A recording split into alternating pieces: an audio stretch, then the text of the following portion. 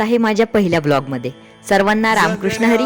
आम्ही चाललेलो आमच्या गावी, कारण आमच्या गावी दरवर्षीप्रमाणे याही वर्षी अखंड हरिनाम सप्त्याचा प्रारंभ करण्यासाठी या सप्त्याची आम्ही आतुरतेने वाट पाहतो व तितकेच आनंद देखील आम्ही घेतो। आम्ही खूप खुश होतो, जो की आनंद आमच्या चेहऱ्यावरती होता तोच आनंद हे दृश्य पण सांगत आहे।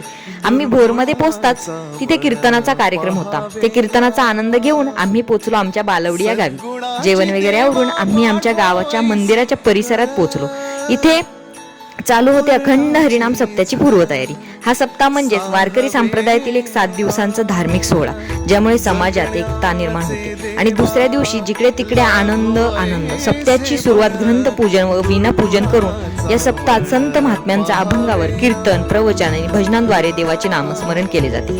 अशा अनेक गावांमध्ये या सप्त्याचे आयोजन केले जाते, जिथे भाविक एकत्र येऊन विविध कार्यक्रमांचा आनंद घेतात। खूप सुंदर आणि प्रसन्न वातावरणामध्ये आम्ही सगळेजण गावातील थोर मंडळी व इतर गावची संत मंडळी मिळून ग्रंथराज ज्ञानेश्वरीचे पारायण करतात।